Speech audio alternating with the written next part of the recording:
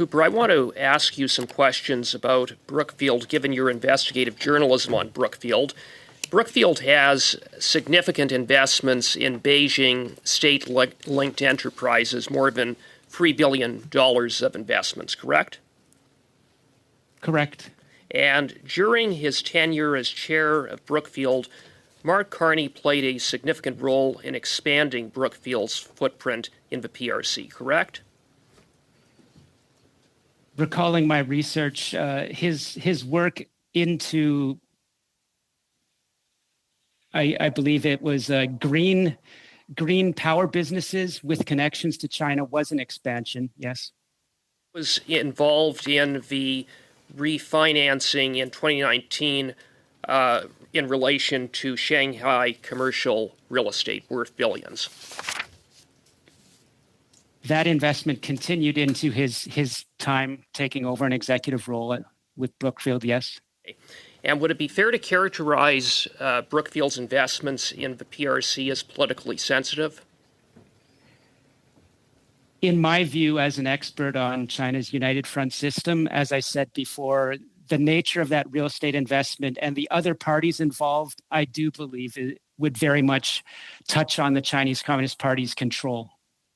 And so would it be accurate to say that the Beijing-based communist regime has a significant amount of leverage over Brookfield with respect to its investments, and that if Brookfield wants to make a return on its investments, it would be very much in Brookfield's interest to maintain a good relationship with the Beijing-based communist regime? I think that would be fair, wouldn't it?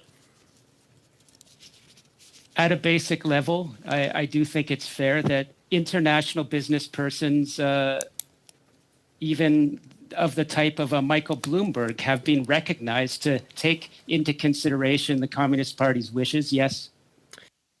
We have a prime minister who has significant financial interests tied to Brookfield, worth millions, and we have Brookfield, in turn, being deeply intertwined with a communist regime based in Beijing.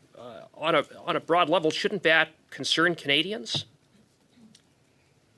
Vis-a-vis the Prime Minister, in fulfilling his duty to put Canada's interests first when his private financial interests in Brookfield are deep, which in turn is deeply intertwined with the PRC. In fairness, I think business analysts would say it's almost impossible for international business persons to not be doing business with Chinese state entities in some ways. But I do think it's fair to say if a company has a very strong balance towards businesses in China, such as the real estate investment or the green investments I've talked about, Canadians should be aware of that, definitely. And Mark Carney, as recently as October of 2024, while he was advising the Prime Minister Justin Trudeau as his economic advisor, went over to Beijing, met with, in secret meetings, among others, the deputy governor of Beijing's central bank, and 2 weeks later secures a $250 million loan from Brookfield. Not anyone can just do that, can they? Unless they have significant ties with the regime at the highest levels. There's no question. I noted the timeline of that visit to China and the deal, securing funding from the Bank of China. It's not to say that there's a definite tie there, but the timing is interesting and I think relevant. And I just want to ask you about Brookfield's real estate investments. You referenced an individual who is connected to the Chinese People's Political Consultative Conference, which the CIA has identified as a United Front entity. That individual is Vincent Lo, correct? That's correct. And Vincent Lo served as Brookfield's primary real estate partner, or one of their primary partners in the region, right?